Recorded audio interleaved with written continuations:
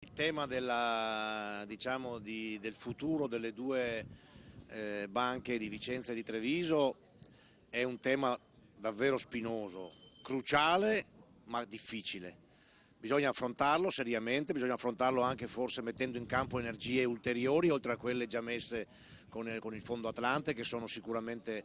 state utili ma sono assolutamente insufficienti, e sicuramente bisogna evitare che ci sia un impatto